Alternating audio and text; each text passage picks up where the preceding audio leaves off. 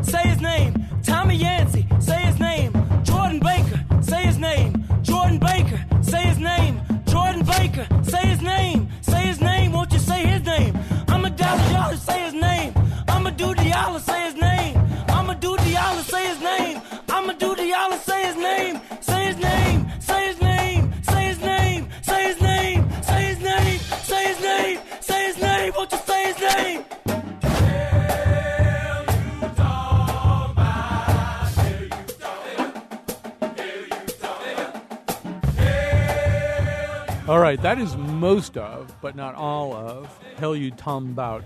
That is a relatively new song, and it's produced and created by Janelle Monáe and this kind of Wonderland collective that she works with. It's being talked about by some people as really kind of a defining song about this particular moment, a defining song for the Black Lives Movement. I mean, we can talk about whether that's true or not as we go along here today. There's an awful lot of other art that's being created in that way, but it's sort of a fulcrum, a way for us to get into a conversation about protest music. Something that it's a topic we've talked about before, we've approached before in other ways, either working with hip-hop artists here on the show, or we did a live thing about music and social change earlier this year. But once again, we do feel as though we're in a moment and at a crossroads, and music is probably going to be a part of it because it always is. So today in studio, we're very, very excited to have with us Dr. Anthony Raushi, Associate Professor of Ethnomusicology and Music Theory at the University of Hartford. Hugh Blumenfeld, longtime friend of mine, longtime visitor to my various radio shows, singer-songwriter who has written and performed protest music a lot over the years. Bishop John Selders, a Hartford clergyman, is with us. He just completed a trip called All Roads Lead to Ferguson as part of the Black Lives Matter movement. And joining us by phone, Salamisha Tillett, a associate professor of English at the University of Pennsylvania, recently published the article "The Return of the Protest Song" on the Time.com website, and maybe in Time Magazine too, I'm not sure. Don't get the print version anymore. So we got a lot of good guests. We got a lot of ground we want to cover here, but we do want to hear from you too, particularly maybe even if that song struck you a certain way. I will be honest and tell you I cannot listen to that song without my eyes tearing up. I mean, I've never gotten through it that way. I don't know why that is. Although we've got ethnomusicologists and all kinds of other smart people here, maybe can explain to me why that is. But how did it affect you? Tweet us, tweet our tweet master Greg Hill at WNPR Colin as we go. Tony Rashi, I am going to begin with you. Protest songs have been around since there has been music, probably, and since there has been protest, which is sort of forever. They vary, they differ, they change stylistically depending on the genre that they're in and the moment. But I would assume they often do have some familiar elements. Listening to Janelle Monáe and Wonderland, what do you hear that's sort of structurally part of or sort of a familiar idiom anyway for protest music? Well, the first thing that strikes me overall is I want to say wow to the song because it's amazingly powerful. And as I listened to it, I thought it used a simple call and response format, which was sort of not immediate call and response, but it was structured so that you'd have the response to the call to name. And it focuses on the name. It becomes a kind of litany, a religious, a spiritual invocation of the thing that we most typically think of as the most powerful part of our identity, our name. Mm. And the repetition and the power of that, using a simple format and really focusing on just a simple bit of material, I think that's where a lot of protest music gains its power, the simplicity and the clarity, because it speaks immediately to any number of people. It can resonate, I think, with songwriters and performers, and they can develop it in a variety of ways. So I think that aspect of it is really very important. The simplicity, the clarity, and the immediacy that really I heard in this. As I say, I think of it as very spiritual, a litany. So, and I want to hear a little bit more about sort of the nature of the song and the way that it kind of fits into this moment from all of our guests. Before we do that, though, Hugh, one of the things that I noticed there, too, and I think John Selders and I had a very similar reaction, particularly to the guy who says Amadou Diallo's name near the end. It's one of the reasons I played as much of the song that I did. I really wanted to get to that part. First of all through the song, and others have observed this, mics are popping, voices are breaking. Although this is, I think, a studio recording, it's not a studio recording in the usual sense. And I would assume that's sort of part of this, right? We think of, whether we're thinking of Utah Phillips or this, you don't want a heartfelt message to sound too slick. Mm-hmm. Yeah, it definitely had a live feeling to it, underproduced because in the heat of the moment. So it projects that. The whole thing makes me think of the Long Black Wall and just the naming of names, which has become a way of protesting since the Vietnam Memorial came up. At least I'm not sure about before that, then it makes you think that there's a war going on as well. I was recently at the Holocaust Museum, and they are in the process of reading all the names of 6 million people, and to see my son standing in this kind of stone room that they have, just reading lists of names, it's just very powerful to recall these lives. Salamisha Tillett, maybe you could say a little bit more about this song and about this moment. I mean, you did write about the return of the protest song. It does feel like we're in a moment that could be nurtured by protest music and could nurture protest music. Is there something special about this song?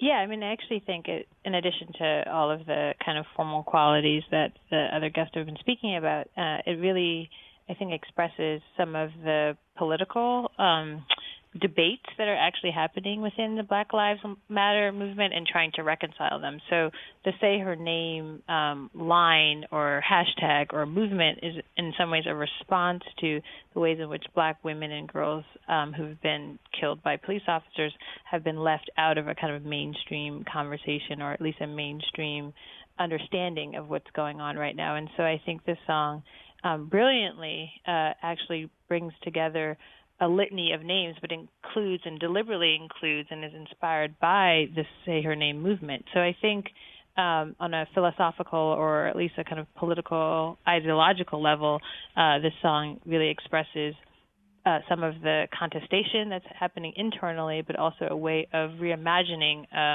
a movement that is both anti-racist and anti-sexist at the same time. And John Selders, another thing this song does, obviously, is it connects the moment to the history. Diallo's case is one from about 1999, something like that. Emmett Till comes up, too, in the song, right? That this isn't about one particular moment, it's about something else. That's right. And I would also say that when I listen to it, it harkens me back to Martha and the Vandellas dancing in the streets. I think about James Brown, 67, 68, Say It Loud, I'm Black and I'm Proud. That protest music has a line, in particular in African-American communities and in African-American music tradition, both popular and underground, that there's always been a kind of a sound and a voice that comes bellowing out from the street. I mean, Sam Cooke, his anthem of the civil rights movement, "A Change Is Gonna Come." I mean, those are songs that historically or traditionally people don't think as protest music, but in fact it is. It bellows. It comes from a kind of soulful place. So this song is just in that same tradition, and so I hear it immediately, and I'm like, yes, our young people haven't forgot the tradition. I want to come back to that, too, because I particularly before we lose Dr. Tiller, because I think there's an interesting part of what you're saying right now. But I want to talk a little bit about how music functions within the world of protest. We've got a clip here from Bernice Johnson Reagan. She's, of course, the founder of Sweet Honey in the Rock. This is an interview with Bill Moyers. I think they're talking about This Little Light of Mine. But she's talking about the way sound works in this context. So let's hear that right now. Sound is a way to extend the territory you can affect. So people can walk into you way before they can get close to your body. And certainly the communal singing that people do together is a way of announcing that we're here, that this is real. And so anybody who comes into that space, as long as you're singing, they cannot change the air in that space. The song will maintain the air as your territory. And I've seen meetings where a sheriff has walked into a mass meeting and established the air. Because as a sheriff, everybody knows. And they're taking pictures or taking names, and you just know your job is in trouble and blah, blah, blah. The only way people could take the space back was by starting a song. And inevitably, when police would walk into mass meetings, somebody would start a song. And then people would, join in. And, as people joined in, the air would change.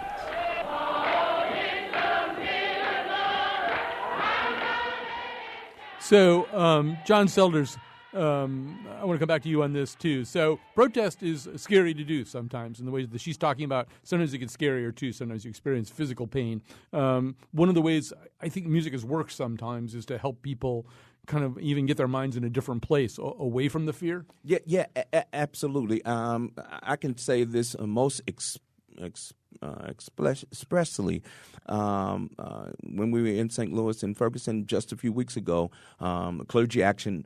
We were in the downtown cathedral getting ready to head out to the Department of Justice building. This Little Light of Mine started to ring forth, and it kind of summoned the spirit.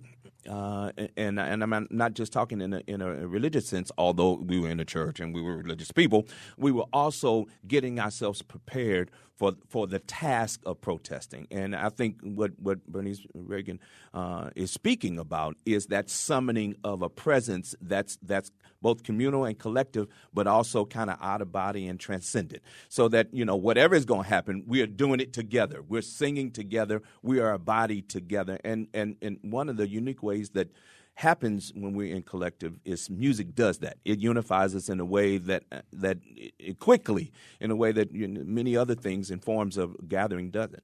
So it seems to me that, Hugh, that when we talk about protest music, we're talking about a bunch of different things in a way.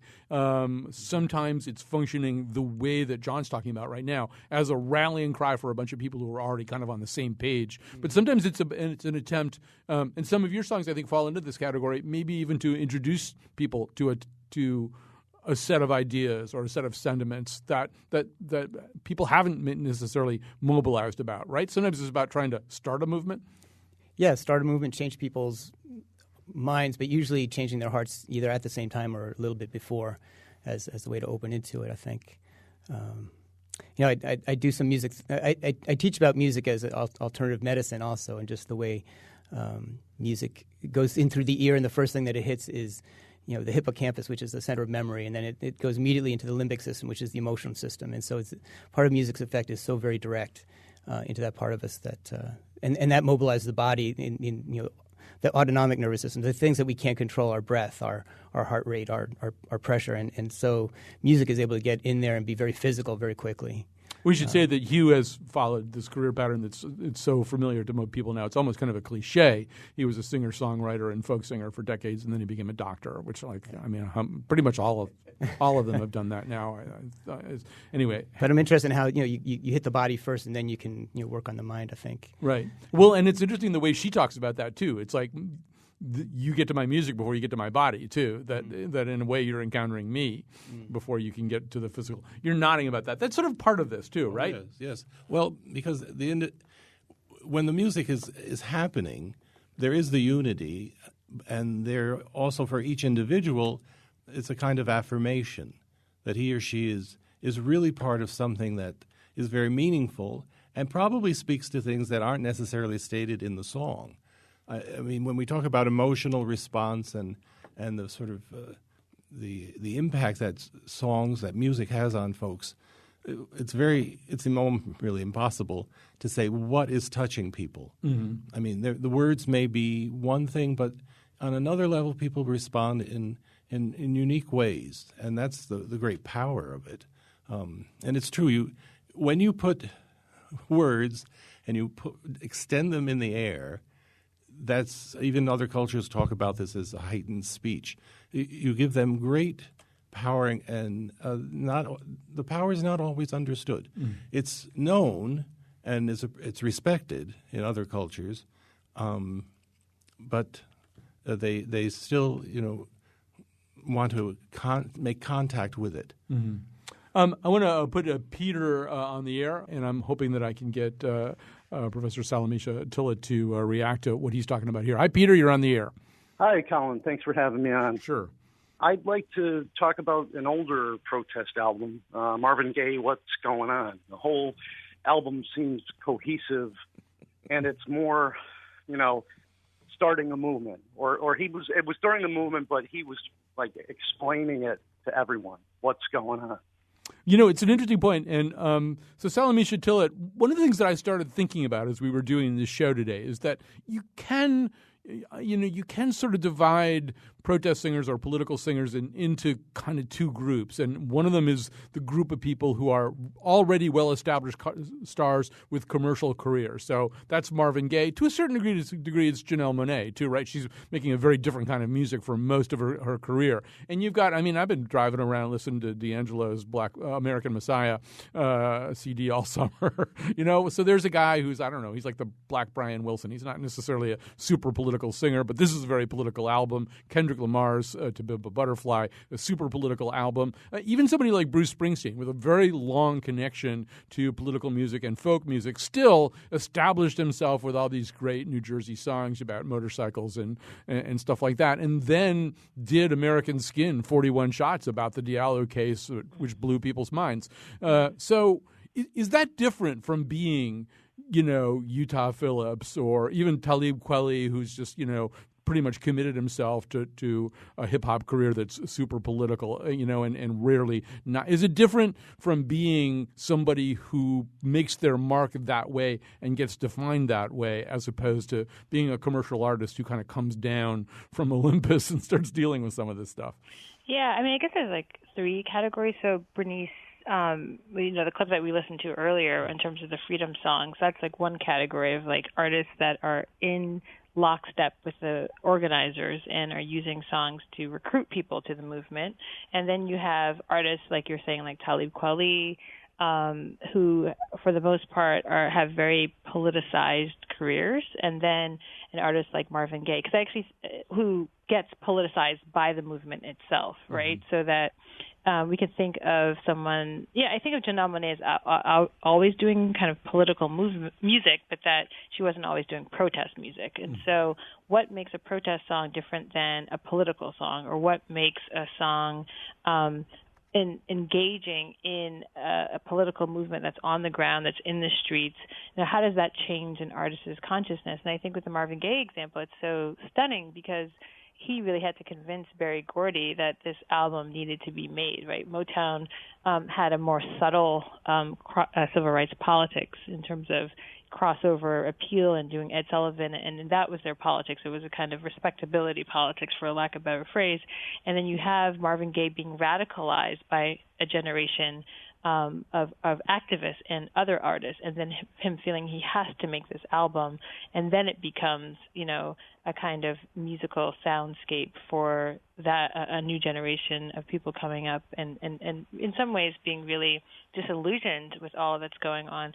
So I think there's like like you point out, what's the difference between Talib Kweli's career and maybe someone like Kendrick Lamar, is that Talib would have been sacrificing much of his career to be a political voice, whereas Kendrick Lamar is coming of age in which there's a space and an opportunity to have a politicized voice be the voice of the era or of the age that we're in. All right. Well, since we have an actual, real, live protest singer here and writer of protest songs, Hugh Blumenfeld is here with us. As we wrap up this segment here, we're going to have him play. We're going to hear Hugh play several songs over the course of the show. Although this song you're going to do right now is kind of an adaptation. It's an adaptation, and I was thinking about which what's going on, and tell me what you're talking about, and. The idea that a protest song, especially trying to draw people in, is not telling you what to think, but asking a question. So here's a question. All right. As I was walking, I saw a sign there, and on that sign there said no trespassing. And on the other side, it didn't say nothing. And which side are you on? Which side are you on? Well, come on, you good workers. Sad news I have to tell. They're trying to break the union and drag us straight to hell. Now Walker in Dane County, he's gone and made it law that none of his state workers can fight for the union anymore. And which side are you on? Which side are you on? Which side are you on? Which side are you on?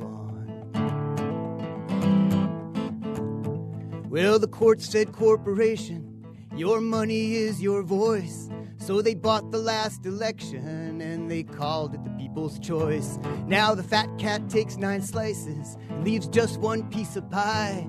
Then he throws a big tea party and says, watch out for that union guy. And which side are you on? Which side are you on? Come on. Which side are you on? Which side are you on?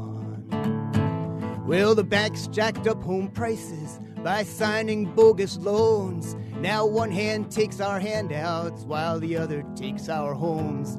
To promote the general welfare is what the Constitution says. But the 1% are on the yacht and the 99 are on the res. And which side are you on? Which side are you on? Which side are you on, man? Which side are you on? We occupied Afghanistan, we occupied Iraq, now we're occupying Wall Street paid and we're gonna take it back. Now don't scab for the bosses and don't listen to their lies. Working folks ain't got a chance unless we organize. And which side are you on? Which side are you on? Which side are you on? Yeah, which side are you on? What you talking about? Which side are you on?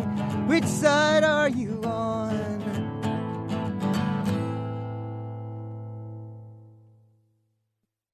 I still hear my brother crying, I can't breathe.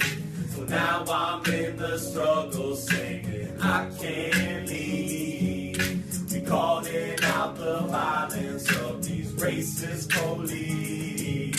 And we ain't gonna stop till our people are free. And we ain't gonna stop till our people are free. I still hear my brother crying, I can't breathe.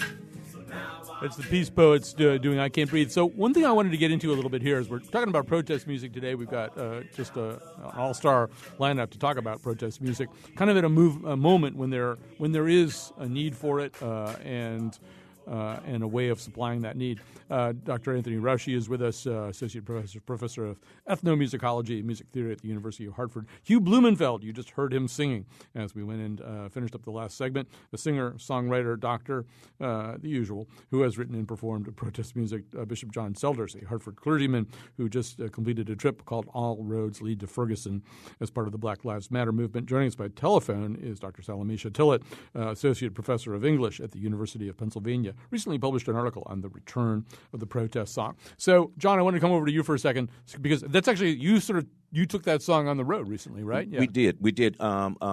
The Peace Poets joined us for this tour. We went to New York City, Baltimore, Pittsburgh, Cleveland, Cincinnati, and then on into St. Louis and Ferguson with young people, with some activists and some artists. Peter Yarrow joined us from Peter, Paul, and Mary. It was a fairly all-star cast of characters. The Peace Poets joined us for 3 of the dates. We had a great time. And Luke Nephew, one of the co-founders of the Peace Poets, actually penned that song, and he's penned a number of tunes that they interweave in their activism, protesting, and performing. And I told Luke, a buddy of mine, and I had done a kind of gospel version of it, and he was anxious to hear it. And in fact, we did it, both his version and our version, during the tour. And again, it's the opportunity for us to kind of be in one space, summoning a moment, and then I added some verses to it. So I talk about, they say, I can see, I can hear my neighbor crying, I can't breathe. So St. Louis and shameless plug, I can see my neighbor lying out in the middle of the street. So again, these songs have the adaptability to be shifted and changed. I have a version of whose side are you on? We call it, whose side are you on? I'm on the freedom side. So these songs have this kind of adaptability in the context of movement work and movement. Yeah, and so Tony, that leads naturally into what I wanted to ask you about. So here's another difference here, which is that you really can't form a line along a barricade and sing what's going on. Like Marvin Gaye can sing what's going on, and I think I know all the words to Mercy, Mercy Me, right. But I could be wrong about that. But I can only do it singing along with Marvin Gaye. I can't just get up and sing Mercy, Mercy Me. So, but some of these songs, but with Hugh, Hugh will invite us to join on the chorus of the song that he just sang, and this is an important part too, right? Oh yes, because it's one thing to have a big group of people singing, but movements inevitably give rise to stars in a variety of ways, spokespersons, but performers. And so someone who is addressing a particular cause really can become the focal point for the whole group. And so I think you expect both types of songs that the community can sing, that everybody can sing, some songs that usually are sung by a soloist. There are certain types of things. I don't think rap, for example, works well with a large group. Get off by one beat and you got a problem. I've tried this with my church choir, and it did not work. Yeah. It's good for one person, one very talented person who can bring it off. People can be drawn into it and sing a refrain, or a repeating chorus, or just a simple one-line refrain. But you have both aspects, and it does give, it gives a kind of focus for a movement.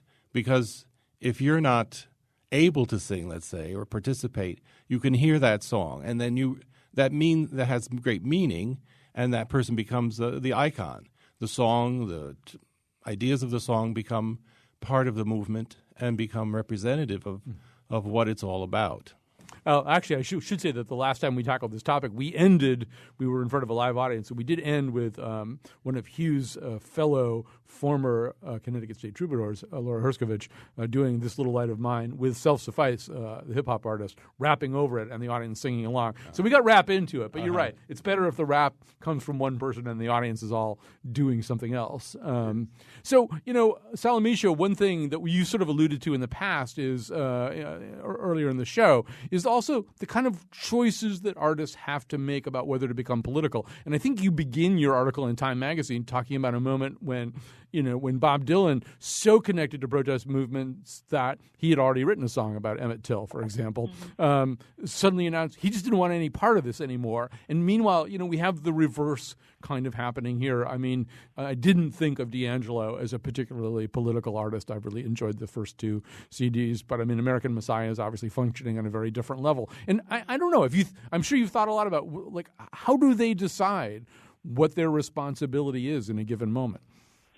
Just for the hip-hop heads and the audience listening, I do think there are moments when certain rap, like you said, choruses can be useful. So I remember protesting the war, invasion of Iraq, and there's a song by Ludacris that's actually probably really sexist called, the verse is "Move, B, get out the way," and people on the street were organizing and singing "Move, Bush, get out the way." So there are moments when hip hop actually is really useful, and I think for a particular generation, you can take verses and transform them and make them part like this participatory song tradition. But I do think with an artist like D'Angelo, what's interesting about that album is the kind of long prep, I guess, right? So that he's been working on this 7 years. For exactly 7 years, and then they pushed the release date to align itself with, the rising street protests, particularly as we saw in December around, like Eric Garner, and building obviously on Trayvon Martin and Michael Brown. So it's almost like, he's going through this kind of political consciousness changing at the same moment that the nation is going through it as well. And so the album seems perfectly timed, even though he had been working on it for so long.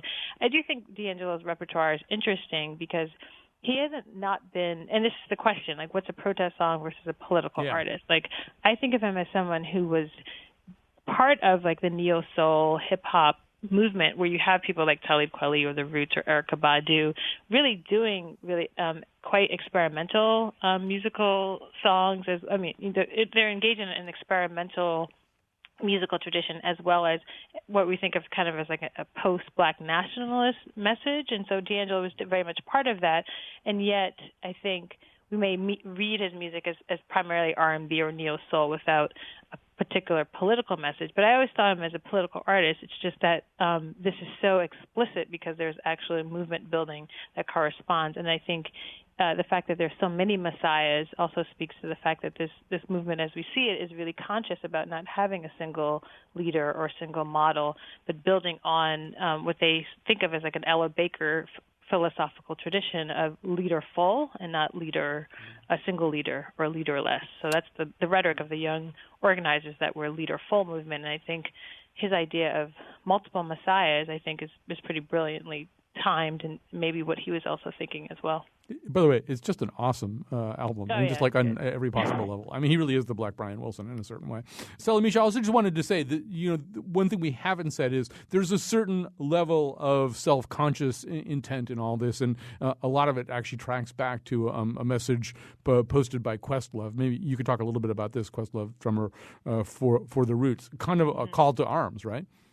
Yeah, I mean, he was summoning the past, and so he was asking where are artists who are like Bob Dylan, Nina Simone, or even Public Enemy, where are they today? What's the role of the artist, and what's the role of the artist in line with a political movement?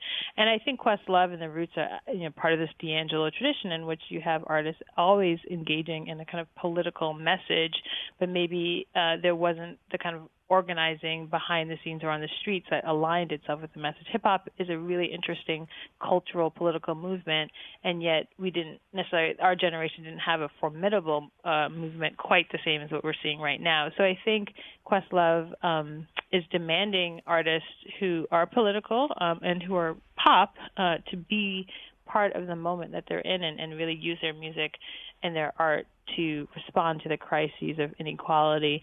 And, part of this is like in terms of racial inequality, but I do think artists have been, responding to different political conditions, right? You have Green Day with American Idiot responding to the invasion of Iraq, and you have someone like Lady Gaga having the song Born This Way, building on an earlier kind of gay liberation ideology, but using her song to align itself with the marriage equality movement. So it's not as if we haven't been having artists using their music for political purposes, but I think because, again, we're seeing such deep organizing on the streets right now around racial injustice, and the artists themselves, new artists are stepping up and stepping into new roles. It's pretty exciting. All right. And as we finish up this segment, I want to do one thing first, but Hugh's going to give us an example of exactly what you're talking about how political moments kind of seize artists and they feel the need to express themselves a certain way. Before we do that, though, Hugh, and we'll take you back to the time of American Idiot, although that's not really the song he's going to sing, although there are some parallels, as you will see. But before we do that, Tony, one thing I wanted to mention, and some of the examples that I have of this are courtesy of Hugh's friend Ed McCune. There's also the example of songs that were so incredibly popular that people didn't know they were political or forgot they were political. So whether that's Springsteen's Born in the USA or Turn, Turn, Turn by the Byrds, or what else did Ed come up with? Obiko by Peter Gabriel, a certain song by NWA whose name I can't say on the air, but that's another thing you could probably chant along the barricades under certain circumstances. I think Bishop Selders would insist that you pick a different word. Fortunate Son, how many people, famously Ronald Reagan tried to use Born in the USA as a campaign song, clearly not understanding at all what the song was about. Yeah. But that's sort of typical, right, that a song has a musical power and people wind up singing words that they're not even aware of what they're saying. Oh, sure. This has gone on for generations, that songs are very popular. They're associated with a historical movement or some political or social event, and the song continues to live. Of course, the understanding of the discrete events of the time get lost. People forget. And also the song, as it in folk music tradition, as it continues, inevitably goes through some kinds of changes. Verses are left out, references change. It's maybe in a sense brought up to date according to who's ever performing it. So the song takes on a life of its own. This is true. It became also part of the fabric of classical music. We don't think of protest music in classical music, but there is a history of it being done in opera and in Baroque keyboard music from France and other areas. Right. Well, actually, our last forum about this, we had Neely Bruce, the composer, who has set the Bill of Rights to music and stuff like that. So, Hugh, Salamisha, I think at one point was talking about, or somebody was talking about protesting the war in Iraq, which is kind of I don't know. You and I kind of lived through this together, and it wasn't always the easiest thing to do because the country had been through 9/11. People were kind of motivated in a certain way, and I actually got blacklisted around that time. Not by me. Not by you. No. Do you really got blacklisted? Sort of, yeah. But that's another story. But yeah, one of the ways that political music gets around that is to kind of disguise the songs. A lot of African American spirituals go that route. But so I tried to disguise this. I was invited to sing for the Historical Society, and it was a Revolutionary War kind of thing. So this is my American Idiot version.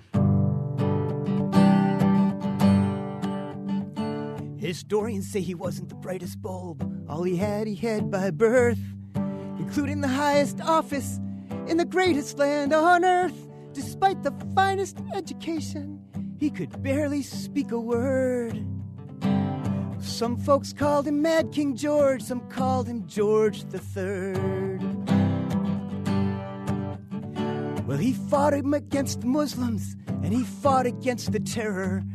And the policies of Pitt turned out to be a mortal error. He pawned the poor off on the church. By prayer they could be cured. Some folks called him Mad King George, some called him George III. Now, patriots here were loyal and defended him at first. But things soon went from good to bad, and then from bad to worse. With endless wars and crippling debt, their indignation stirred. Well, some folks called him Mad King George, some called him George III. No factories and mills spewed out more dark clouds of pollution. No cities had more spies or charged more poets with sedition. As a tyrant in our history books, his memory is interred. Well, some folks called him Mad King George, some called him George III. Yeah, George William Frederick has a dubious claim to fame. I wonder if they called him W just to use his middle name. Well, they say history repeats itself, but it would be absurd to think that there could ever be another George III. Yeah, they say history repeats itself, but it would be absurd to think that there could ever be another George III.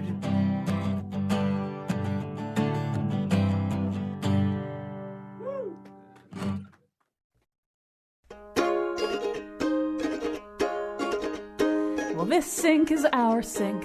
There is only one sink for all of us to use in this restroom. And we are a multitude, so don't you think it's so rude to use it for applying your perfume. So move away from that sink. Yeah, this sink is everybody's sink. Maybe I need a bigger issue. Today's show was produced by Allison Ehrenreich, Lydia Brown, and me, Kyone Wolf. Greg Hill tweets for us at WNPR Colin. Katie Tolarski is our executive producer, and the part of Bill Curry was played by Leadbelly. For show pages, articles, and videos of the Faith Middleton Show staff song protesting rising Chardonnay prices, visit our website, WNPR.org/Colin. And now, back to Colin. You know, I haven't made her write a song for a long time. And the thing about Kyone songs is a lot of them are actually really good, you know? And they're quite singable. Was there one about squash? There was something about one that was like about squash or something that I wound up singing for a long time. All right, so we're talking about protest music. We are saying goodbye now to the wonderful Salamisha Tillett. She has to go, but still with us. We've got Hugh Blumenfeld, a singer, songwriter, MD, Bishop John Selders, a clergyman here in Hartford and part of the All Roads Lead to Ferguson trip, and also with us Tony Rauchi, associate professor of ethnomusicology and music theory at the University of Hartford. I've got a call coming in. It's Frank from Southerton. Hi, Frank. You're on the air. I'd like to offer a couple songs. One, Richie Havens from Woodstock. Mm-hmm. Jimi Hendrix, Machine Gun. And right. A whole bunch on the Broadway musical Hair. Right. So you're dating yourself a little bit here, but I mean, it kind of leads into a point, John, that I know that you wanted to make. So because I may have framed it a little bit the wrong way, too. It's kind of like, yes, you have an established commercial career, whether you're Prince or D'Angelo or Aretha Franklin or James Brown or Marvin Gaye, and then you get political. But you sort of see it a slightly different way, right? Yeah, I see it as it is germane to where you are in your social location. Yeah, I'm a musician, I'm a songwriter, I'm a performer, but I'm also a part of a community and a tradition. So that the James Brown, Say It Loud, I'm Black and I'm Proud, came out of his own narrative. He was on the street too. He was protesting too. Aretha Franklin leading the movement, and Martin King asking her to sing, or Mahalia Jackson in back in those days. They were in the community too. And I'll also say Curtis Mayfield is another one. Mm-hmm. I'm dating myself now. Right. Who both was or even Shaft and Isaac Hayes. I mean, they were those songs. and that music of that era were also kind of embedded in the community. And so it rises. And I don't think that dichotomy above choosing to be political now that I'm an established artist or choosing to be, with the people is quite the same as I'm writing, I am connecting, I'm a part of this whole movement my own self. And yeah, I happen to be an artist, established or not, named or known or not, but that this music is coming out of my own sense of what I'm seeing and experiencing in my own life and in my own community. And I want to leave a little time to finish up with one of Hugh's songs. But Tony, another point that sort of runs through all this is that music has so many different purposes, and we have so many ways that we use it. So for a lot of people, music is, to go back to Hugh's anatomical theories, it's supposed to release like dopamine and oxytocin and all these really nice hormones in our brains, not get us all upset about something. At least for some people, they may see it that way. I mean, James Brown was able to bring people along with him because they already loved his music so much anyway. He didn't really lose too much ground with people. But there always will be some pushback, right? Like, I just want to be happy with music. Yes. I think for a lot of folks, I always ask this question to my students, what is music? And 99% of the time, people will think of the emotional response, the subjective response, the idea that music carries forth ideas, intellectual positions or social positions, political positions, is somewhat secondary, I think. They think of it as affecting them and also ways that it can affect others as well. So, yes, music, it functions on all manner of levels for any number of people at the same time. The complexity is always there. Yeah, you can feel it in a Springsteen crowd. Half the Springsteen crowd does not want to be confronted, with a lot of political messages. They get mad at him. They want to wave their brewskis around and sing Born to Run with him, not some Pete Seeger tune. So, Hugh, as we end up here, we'd like to end up with one of your songs. We won't have enough time to hear the whole thing, but tell us about the song and then get it going for us. Yeah, well, just to add on to this last part of the discussion, just music is so much part of our identity. It's interesting to me in certain times in history, just playing music was a political act. So in places like Ireland, the harp was illegal. In Scotland, it was illegal to own bagpipes. These are capital crimes. And African Americans come here, they took the drums, and you weren't allowed to have drums. So just using musical expression itself became political. And African American music in our culture in the 20th century, it was taboo to even have it on the radio until like the 50s, and some Jewish DJ starts putting it on the air, and it's like, wow, this is just subversive just on the face of it. So this is today's the anniversary of Katrina hitting New Orleans, and I thought I'd play this song called "Bring Stones."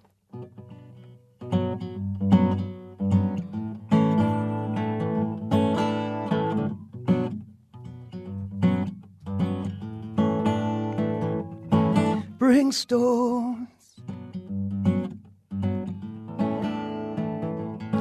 bring stones to the river if they weigh your pockets down. Bring stones to the river, skip them on the water, circles of light and ripples on the other shore. Bring stones.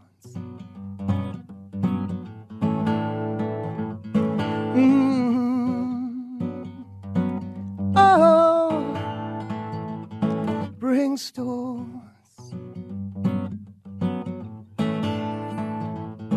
Bring stones to the river if the rain is hard and cold.